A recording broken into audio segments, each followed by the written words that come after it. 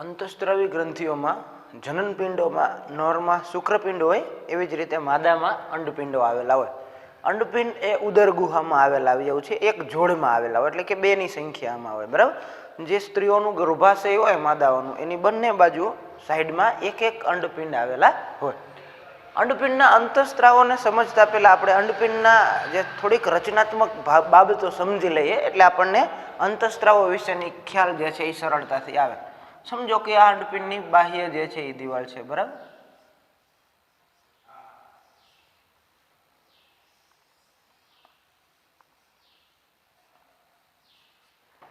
તો અંડપિંડની અંદર નાની નાની અંડ પુટિકાઓ જે છે એ આવેલી હોય, જેને ગ્રાફિયન પુટિકાઓ પણ કહેવામાં આવે છે. બરાબર. એટલે કે મેઇન આધાર કોષો છે અને ગ્રાફિયન પુટિકાઓ અથવા તો અંડ પુટિકાઓ જોવા મળે છે. એ અંડ પુટિકાઓ અસંખ્ય હોય, ઘણી બધી સંખ્યામાં હોય, પણ દર મહિને એમાંથી એક પુટિકાનો જે છે એ વિકાસ થાય. બાકી બધી પુટિકાઓ અલ્પ વિકસિત રહે. ગ્રાફિયન પુટિકાઓ ઘણી બધી હોય બંને અંડપિંડમાં, પણ બે અંડપિંડમાંથી એક અંડપિંડમાં એક પુટિકા જે છે એ વિકાસ પામે. બેમાં એક એક નહીં, બેમાંથી એકમાં એક જે છે એ અંડપુટિકા વિકાસ પામે. એક વખત ડાબી બાજુની અંડપિંડમાંથી જે છે એ વિકાસ પામે તો બીજી વાર જમણી બાજુમાંથી. બરાબર. એટલે ઓલ્ટરનેટ મંથમાં એક અંડપુટિકાનો વિકાસ થાય. હવે અંડપુટિકાનો વિકાસ થાય એ અંડકોષોના નિર્માણ માટે જવાબદાર છે. અંડપુટિકાની અંદર અંડકોષ બનવાની પ્રક્રિયા થાય. હવે 14 દિવસમાં એ અંડકોષ બની જાય. 14 દિવસ થાય પછી જે અંડકોષ જે છે એ બહાર નીકળી જાય. બરાબર. અંડકોષ જે છે એ બહાર નીકળી જાય. જે બહાર નીકળવાની ક્રિયા છે એને કહેવામાં આવે છે અંડપાતની ક્રિયા. હવે સમજો કે અંડપાત થઈ ગયું. બરાબર. એટલે કે પુટિકા ખાલી પડી ગઈ. તો આ જે ખાલી પડેલી પુટિકા જે છે એને કહેવામાં આવે છે કોર્પસ લ્યુટિયમ. બરાબર. ફરીથી એકવાર સમજી લઈએ. ઘણી બધી અંડપુટિકામાંથી કોઈ એક અંડપુટિકા વિકાસ પામે. એ પુટિકાઓને ગ્રાફિયન પુટિકાઓ અથવા તો અંડપુટિકાઓ કહેવાય. અંડપુટિકામાં અંડકોષનો વિકાસ થાય. અંડકોષ વિકસિત થઈ જાય 14 દિવસે. બરાબર. 14 દિવસમાં એનો વિકાસ થઈ જાય એટલે કે 14 દિવસે અંડકોષ અંડપુટિકામાંથી બહાર નીકળી જાય. હવે જે ખાલી પડેલી પુટિકા જે છે એને કહેવામાં આવે છે કોર્પસ લ્યુટિયમ. બરાબર. આટલી બાબતો જે છે એ ખાસ તમને સરળતાથી સમજાઈ ગઈ. હવે આપણે જોઈએ અંડપિંડના અંતઃસ્ત્રાવોની રચના. બરાબર. અથવા તો અંતઃસ્ત્રાવોનું કાર્ય. તો અંડપિંડમાં મુખ્યત્વે બે અંતઃસ્ત્રાવો ઉત્પન્ન થાય છે. પહેલો અંતઃસ્ત્રાવ જે છે એનું નામ છે ઇસ્ટ્રોજન અથવા તો ઇસ્ટ્રાડિયોલ પણ કહેવામાં આવે છે. બરાબર. ઇસ્ટ્રોજનની ઉત્પત્તિ ક્યાંથી થાય? પહેલી બાબત જે છે એ ખાસ ધ્યાનમાં રાખવાની, તો કે એની ઉત્પત્તિ થાય છે અંડપુટિકામાંથી અથવા તો ગ્રાફિયન પુટિકામાંથી. બરાબર. એટલે કે શરૂઆતના ગાળામાં જ્યાં સુધી અંડકોષ પરિપક્વ થયો નથી ત્યાં સુધીમાં ઇસ્ટ્રોજનની ઉત્પત્તિ થાય. ઇસ્ટ્રોજનના કાર્યો પણ જોઈ લઈએ. ઇસ્ટ્રોજન શું કામ કરે છે? તો કે ઇસ્ટ્રોજનનું મેઇન કાર્ય છે અંડકોષનો વિકાસ કરાવવો. બરાબર. એટલે કે ગ્રાફિયન પુટિકામાંથી ઉત્પન્ન થાય અને એની અંદર રહેલા અંડકોષને ધીમે ધીમે વિકસિત કરવાનું કામ જે છે એ ઇસ્ટ્રોજન કરે છે. બીજું ઇસ્ટ્રોજનનું કાર્ય છે માદા જાતીય લક્ષણોનો વિકાસ કરાવવો અથવા તો માદા જાતીય અવયવોનો વિકાસ કરાવવો. બરાબર. જે સ્ત્રીઓમાં જે વિશેષ લક્ષણો જોવા મળે છે અથવા તો સ્ત્રીઓના જે વિશેષ અવયવો છે, દાખલા તરીકે એમાં સ્ત્રીઓમાં વિશેષ મૃદુતા જોવા મળે પુરુષોની સરખામણીમાં. બરાબર. એના વિશેષ જે અવયવો છે જે ફક્ત માદામાં જોવા મળે છે, તો એ બધા અવયવોના વિકાસની પ્રક્રિયાને ઇસ્ટ્રોજન જે છે એ ઉત્તેજિત કરે છે. એ ઇસ્ટ્રોજન જે છે એનો વિકાસ કરાવવાનું કામ કરે છે. બરાબર. એ ઉપરાંત જે છે એ ઇસ્ટ્રોજન જે છે એ અંડપુટિકાઓનો વિકાસ કરાવી અને અંડપાતની ક્રિયા સાથે પણ જે છે એ સંકળાયેલું જોવા મળે છે. એટલે કે અંડપાત થાય, અંડકોષ જે છે એ બહાર નીકળે, એ પ્રક્રિયામાં પણ જે છે ઇસ્ટ્રોજનનો ભાગ જોવા મળે છે. ઇસ્ટ્રોજનનું કાર્ય જોવા મળે છે. બરાબર. તો આ થયા ઇસ્ટ્રોજનના કાર્યો. હવે બીજો અંતઃસ્ત્રાવ લઈએ. એનું નામ છે પ્રોજેસ્ટેરોન.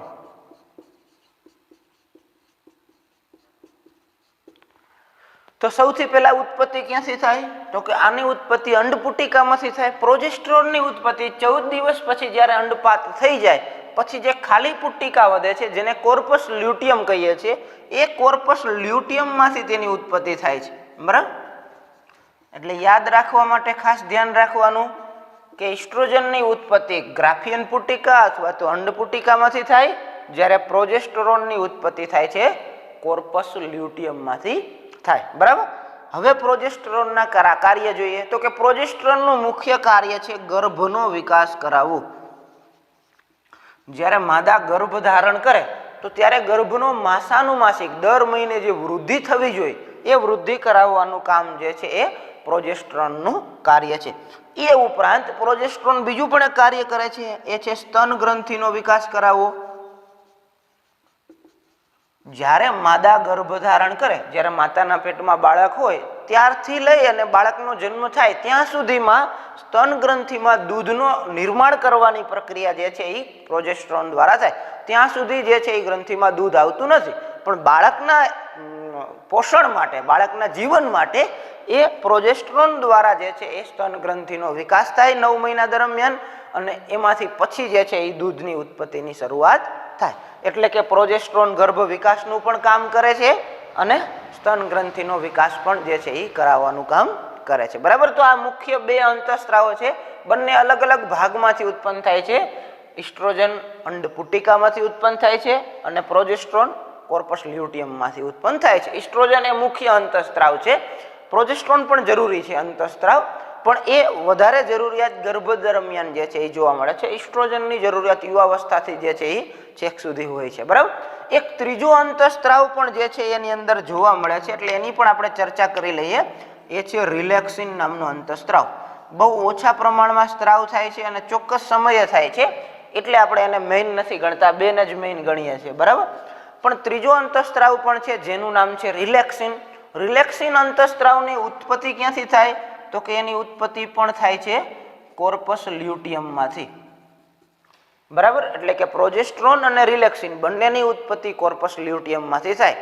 રિલેક્સિનનું કાર્ય શું છે તો કે રિલેક્સિનનું કાર્ય છે પ્રસૂતિ સમયે, જ્યારે ડિલિવરી થવાની હોય, બાળકનો જન્મ થવાનો હોય ત્યારે, એટલે કે પ્રસૂતિ સમયે કેટલાક સ્નાયુઓને, ખાસ કરીને ગર્ભાશય ગ્રીવાના સ્નાયુઓને શિથિલ કરવાનું કામ.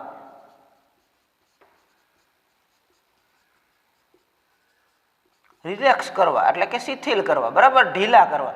બાળકનો ગર્ભ જે છે એ નીચે આવે બાળક, એટલા માટે ગર્ભાશયની ગ્રીવાના સ્નાયુઓને ઢીલા કરવાનું, રિલેક્સ કરવાનું કામ કરવા વાળો અંતઃસ્ત્રાવ છે રિલેક્સિન છે. એટલે એની જરૂરિયાત ફક્ત ડિલિવરી સમયે થાય, પ્રસૂતિ સમયે થાય, બાળકના જન્મ સમયે થાય, એટલે રૂટીનમાં એનો સ્ત્રાવ થતો નથી. એટલે આપણે મુખ્ય બે જ અંતઃસ્ત્રાવોની ચર્ચા કરીએ છીએ, ઇસ્ટ્રોજન અને પ્રોજેસ્ટેરોન. પણ આપણને નીટ માટે યાદ રહીએ કે ભાઈ રિલેક્સિન પણ જે છે એ અંડપિંડનો જ અંતઃસ્ત્રાવ છે, જે પ્રસૂતિ સમયે, ડિલિવરીના સમયે, બાળકના જન્મ સમયે ઉત્પન્ન થાય છે અને ગર્ભાશય ગ્રીવાના સ્નાયુઓને ઢીલા કરે છે, શિથિલ બનાવે છે, રિલેક્સ કરે છે, બરાબર. આ એનું કાર્ય જોવા મળે છે. તો આ રીતે અંડપિંડના આ 3 અંતઃસ્ત્રાવોની જે છે એ મુખ્ય ચર્ચા આપણે કરી.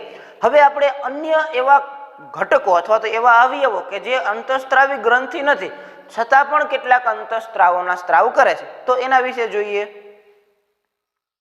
તો અન્ય અવયવો પણ આપણા શરીરમાં એવા છે કે જે ગ્રંથિ ન હોવા છતાં, અંતઃસ્ત્રાવી ગ્રંથિ નથી પોતે, અન્ય કાર્ય સાથે સંકળાયેલા છે, છતાં પણ કેટલાક અંતઃસ્ત્રાવોનો જે છે એ સ્ત્રાવ કરતા જોવા મળે છે. તો એવા અંગોની ચર્ચા આપણે કરી લઈએ. શરૂઆત કરીએ આપણે હૃદયથી, બરાબર. હૃદય એનું કામ છે પરિવહન તંત્રનું, રુધિરાભિસરણ તંત્રનું, પણ હૃદયમાંથી પણ એક અંતઃસ્ત્રાવનો સ્ત્રાવ થાય છે, એનું નામ છે ANF, એટ્રિયલ નેટ્રી યુરેટેરિક ફેક્ટર.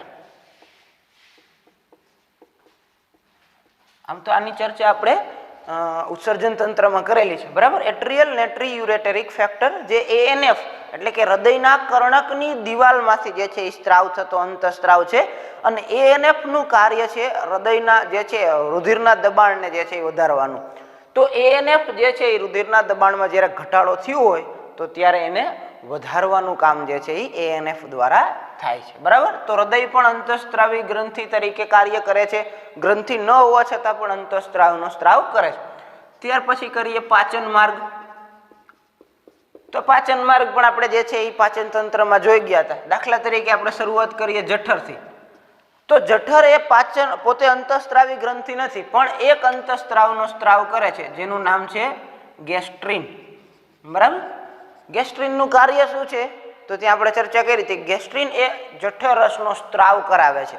જ્યારે આપણે ખોરાકનો કોળિયો મોઢામાં મૂકીએ, બરાબર, આપણા જઠરમાં દાખલ થાય, તો જેવો ખોરાક જઠરમાં દાખલ થયો કે તરત જ જે છે ગેસ્ટ્રિન અંતઃસ્ત્રાવ ઉત્પન્ન થાય અને એ જઠરની દિવાલને ઉત્તેજિત કરી અને જઠર રસનો સ્ત્રાવ કરાવે કે જેથી પાચનની પ્રક્રિયા શરૂ થાય. બરાબર. તો ગેસ્ટ્રિન અંતઃસ્ત્રાવ જઠરમાંથી ઉત્પન્ન થાય છે. ત્યાર પછી લઈએ પક્વાશય. તો પક્વાશયમાંથી પણ કેટલાક અંતઃસ્ત્રાવ ઉત્પન્ન થાય છે.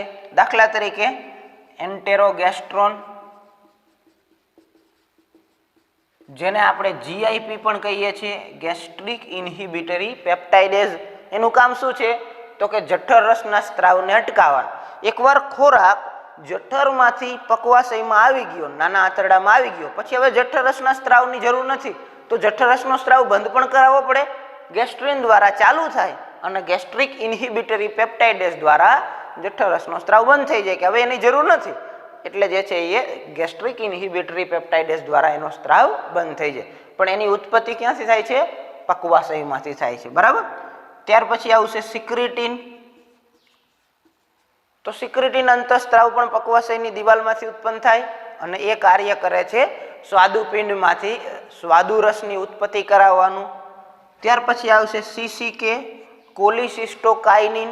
એ પણ પક્વાશયની દિવાલમાંથી ઉત્પન્ન થાય છે અને એનું કામ છે પિત્તાશય અને સ્વાદુપિંડ બંનેને ઉત્તેજિત કરી અને પિત્તરસ અને સ્વાદુરસનો જે છે એ સ્ત્રાવ કરાવવો. બરાબર. આ સિક્રિટીન અને કોલિસિસ્ટોકાઇનિનનું કાર્ય જોવા મળે છે. બરાબર.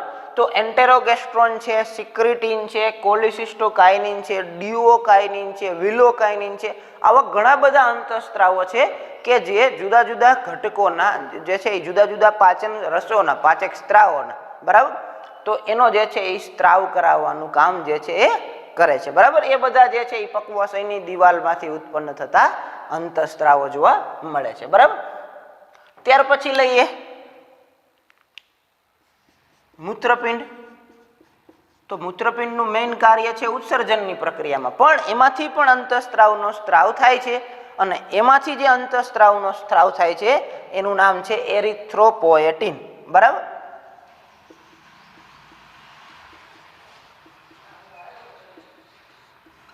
તો એરિથ્રોપોએટિન એક એવો અંતઃસ્ત્રાવ છે કે જે મૂત્રપિંડમાંથી ઉત્પન્ન થાય છે અને એનું કાર્ય છે એરિથ્રોસાઇટ્સ એટલે કે રક્તકણો.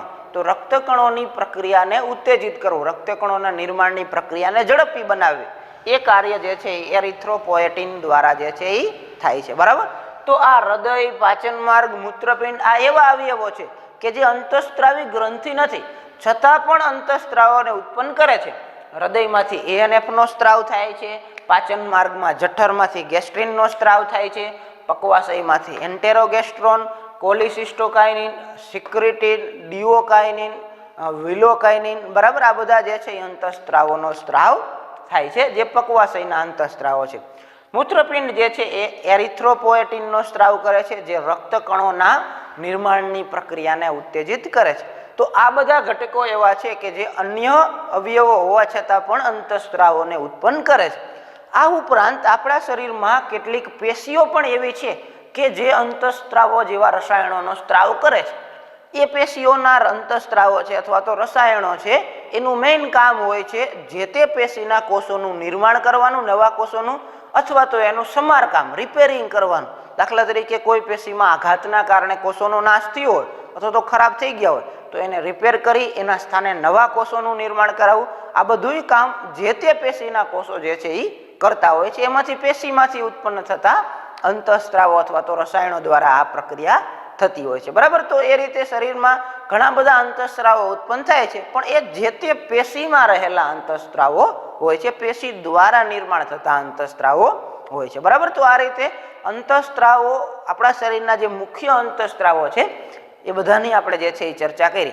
હવે આપણે જ્યારે અંતઃસ્ત્રાવોની ચર્ચા કરી ત્યારે એક બાબત આપણે જે છે એ જોતા હતા કે જે અંતઃસ્ત્રાવો છે એ ઉત્પન્ન થાય છે કોઈ ચોક્કસ એક અંગમાં અને કાર્ય કરે છે કોઈ અન્ય અંગમાં.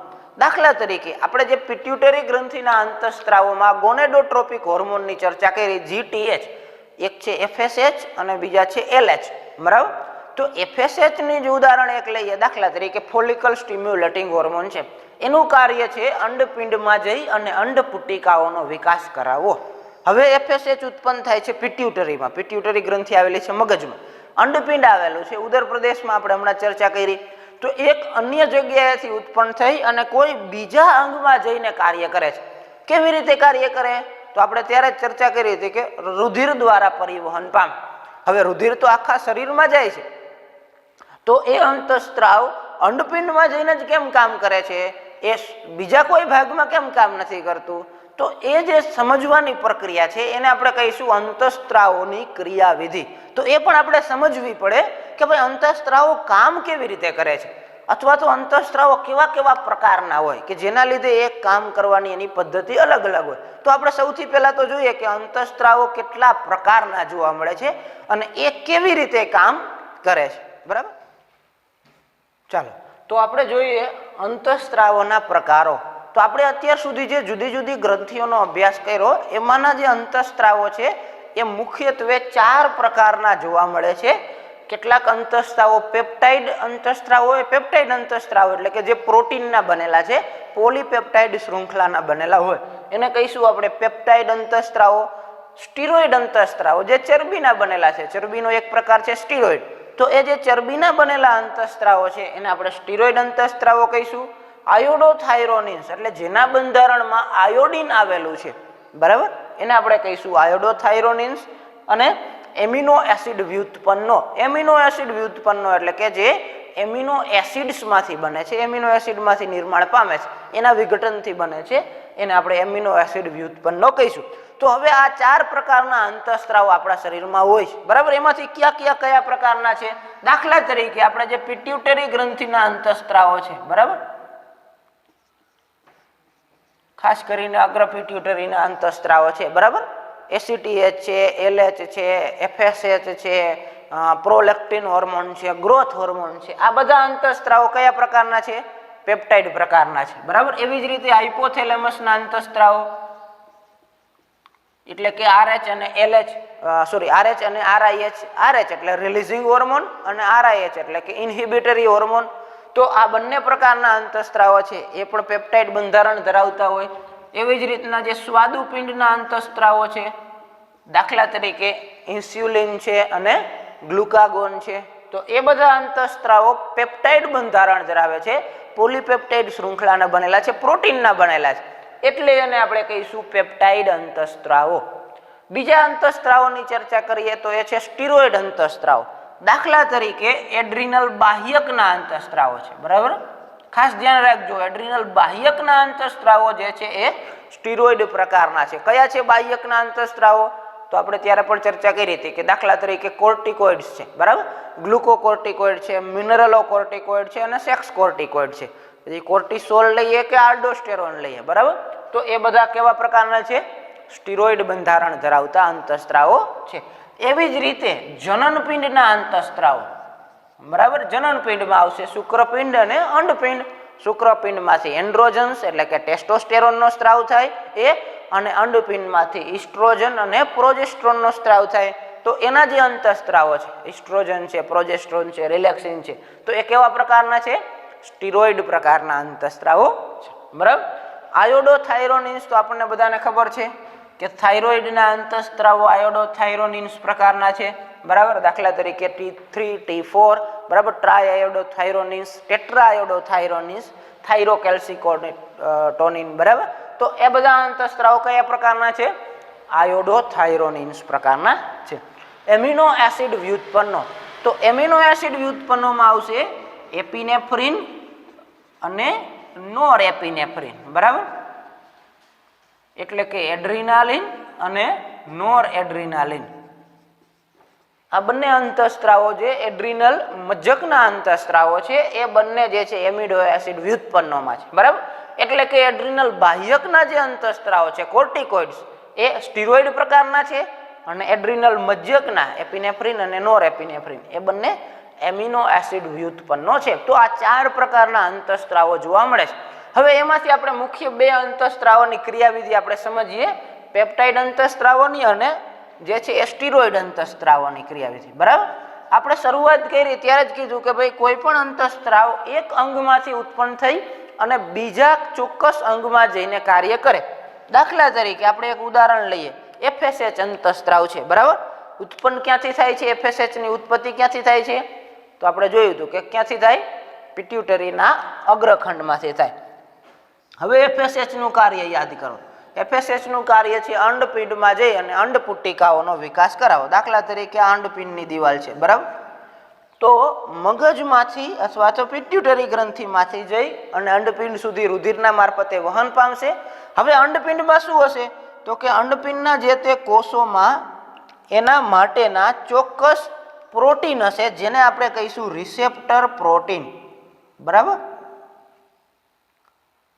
જે તે અંતઃસ્ત્રાવ માટેના ચોક્કસ રિસેપ્ટર એટલે કે ગ્રાહી પ્રોટીન જે છે જે તે કોષમાં જોવા મળશે, ત્યાં આવશે. એટલે કે ગ્રાહી પ્રોટીન સાથે જે છે આ FSH અંતઃસ્ત્રાવ જે છે એનું સંકુલ બનશે, એનું જોડાણ બનશે. આને આપણે કહીશું અંતઃસ્ત્રાવી ગ્રાહી સંકુલ. અંતઃસ્ત્રાવ છે, દાખલા તરીકે FSH આપણે ઉદાહરણ લીધું.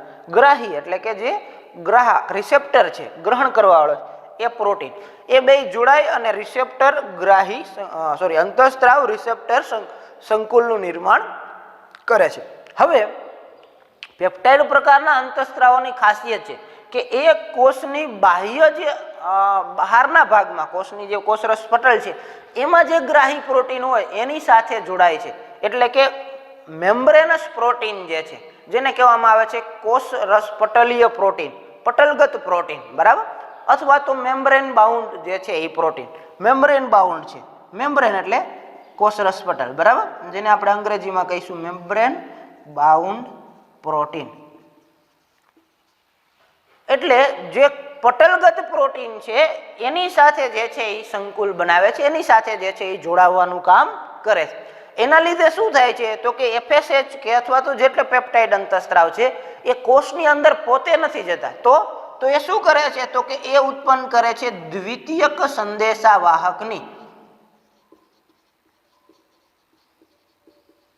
એ શું કરે? તો કે પોતે મેમ્બ્રેન બાઉન્ડ પ્રોટીન સાથે જોડાઈ જાય જે છે એ, અને એની સાથે જોડાય અને બીજા સંદેશાવાહકની ઉત્પત્તિ કરે.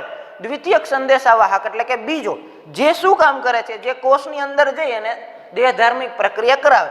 એમાં કોણ કોણ હોઈ શકે? તો કે એક હોય CAMP. CAMP એટલે કે સાયક્લિક ચક્રીય એડેનોસાઇન મોનોફોસ્ફેટ. બરાબર, CAMP એ પણ દ્વિતીયક સંદેશાવાહક છે. બરાબર, કેલ્શિયમ આયન પણ ઘણી વખત દ્વિતીયક સંદેશાવાહક તરીકે કામ કરતો હોય છે. ક્યારેક IP3 આયોનોસિટોલ ટ્રાઇફોસ્ફેટ પણ જે છે એ દ્વિતીયક સંદેશાવાહક તરીકે કામ કરે છે. બરાબર, કેટલીક વખત CGMP પણ જે છે એ દ્વિતીયક સંદેશાવાહક તરીકે કામ કરતા હોય છે. તો આ બધા શું છે? તો કે સેકન્ડરી મેસેન્જર છે. સેકન્ડરી મેસેન્જર એટલે કે દ્વિતીયક સંદેશાવાહક. FSH મેમ્બ્રેન બાઉન્ડ પ્રોટીન સાથે જોડાઈ જાય, એ બેનું સંકુલ બને એટલે તરત જ દ્વિતીયક સંદેશાવાહકની ઉત્પત્તિ થાય. આમાંથી કોઈ એક હોય, બધાય નહીં. કાં તો CAMP હોય, કાં તો કેલ્શિયમ હોય, કાં તો IP3 હોય, કાં તો CGMP હોય. કોઈ એક દ્વિતીયક સંદેશાવાહક કોષની અંદર દાખલ થાય અને કોષની દેહધાર્મિક ક્રિયામાં ફેરફાર કરાવે. બરાબર,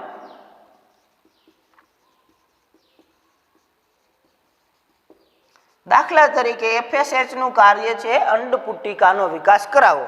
તો જે છે એ દ્વિતીયક સંદેશાવાહક અંદર જઈ અને કોષને જે છે એ ઉત્તેજિત કરી અને અંડપુટ્ટિકાના વિકાસની પ્રક્રિયાને ઝડપી બનાવવાનું કામ કરશે.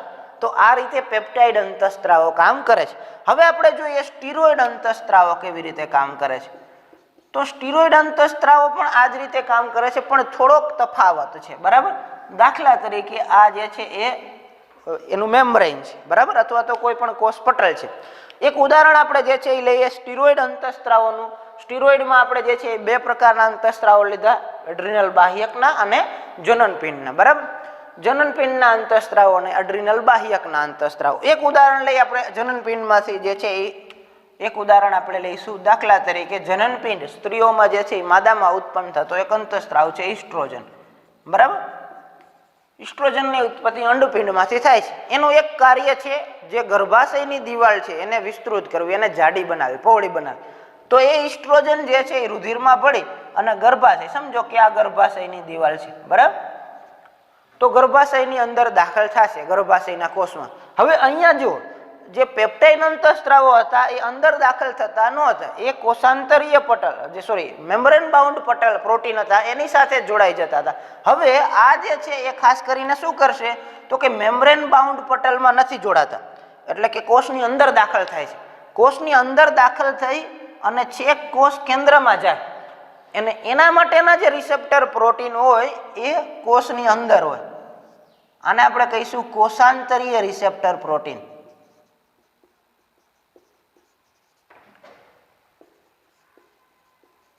આ જે હતા રિસેપ્ટર પ્રોટીન, બંનેમાં રિસેપ્ટર પ્રોટીન જરૂરી છે, પણ એ કેવા હતા? મેમ્બ્રેન બાઉન્ડ રિસેપ્ટર જે કોષરસ પટલમાં જ જોડાયેલા છે. જ્યારે આ જે પ્રોટીન છે એ કેવા છે?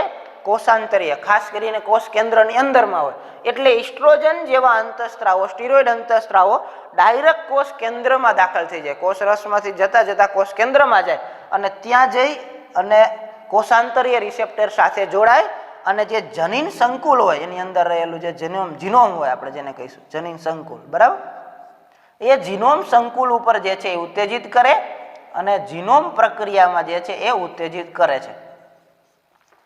જીનોમ પ્રક્રિયાને ઉત્તેજિત કરી એટલે જનીનનું કાર્ય છે આરએનએ નું નિર્માણ કરવાનું, ખાસ કરીને એમઆરએનએ નું. એમઆરએનએ જે છે એ પ્રોટીનનું સંશ્લેષણ કરે છે અને એ પ્રોટીન પછી દેહધાર્મિક પ્રક્રિયા કરાવે, દાખલા તરીકે ગર્ભાશયની દિવાલને જાડી બનાવે. તો આ રીતે જે છે એ સ્ટીરોઇડ અને પેપ્ટાઇડ અંતઃસ્ત્રાવો બંને કામ કરે છે.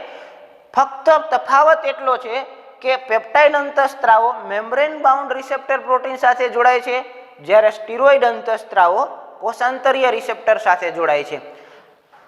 પેપ્ટાઇડ અંતઃસ્ત્રાવોને દ્વિતીયક સંદેશાવાહકની જરૂર પડે છે, જ્યારે સ્ટીરોઇડ અંતઃસ્ત્રાવોને દ્વિતીયક સંદેશાવાહકની જરૂર પડતી નથી, કારણ કે એ ડાયરેક્ટ કોષાંતરીય રિસેપ્ટરમાં જાય છે, કોષની અંદર દાખલ થઈ જાય છે. આ તો બહાર જ રહે છે, એટલે એને બીજા સંદેશાવાહકની જરૂર પડે. આ દેહધાર્મિક પ્રતિક્રિયા ઉત્પન્ન કરે છે, જ્યારે સ્ટીરોઇડ અંતઃસ્ત્રાવો સામાન્ય રીતે જીનોમ પ્રક્રિયાને ઉત્તેજિત કરવાનું કામ કરતા હોય છે, બરાબર. તો આ રીતે બંને પ્રકારના અંતઃસ્ત્રાવોમાં થોડો કાર્ય પદ્ધતિની દ્રષ્ટિએ તફાવત જોવા મળે છે. તો આ રીતે આપણા અંતઃસ્ત્રાવો જે છે એ કામ કરતા જોવા મળે છે. કોઈ એક અંગમાંથી ઉત્પન્ન થઈ રુધિરમાં ભળી આખા શરીરમાં ફરે છે, પણ કાર્ય ત્યાં જ કરે કે જ્યાં એના માટેની જરૂરી પ્રોટીન હોય. પછી એ મેમ્બ્રેન બાઉન્ડ પ્રોટીન હોય પેપ્ટાઇડ અંતઃસ્ત્રાવો માટે, સ્ટીરોઇડ અંતઃસ્ત્રાવો હશે તો કોષાંતરીય પ્રોટીન હશે, ત્યાં જઈને જ કામ કરશે, બીજે ક્યાંય કાર્ય કરશે નહીં. તો આ આપણા જે છે એ અંતઃસ્ત્રાવોની પ્રક્રિયા, અંતઃસ્ત્રાવોના નામો, અંતઃસ્ત્રાવો ક્યાંથી ઉત્પન્ન થાય છે, કેવા કેવા કામ કરે છે અને એના લીધે કેવા કેવા રોગો થાય છે, એ બધી બાબતોની આપણે આ ચેપ્ટરમાં જે છે એ અભ્યાસ કર્યો.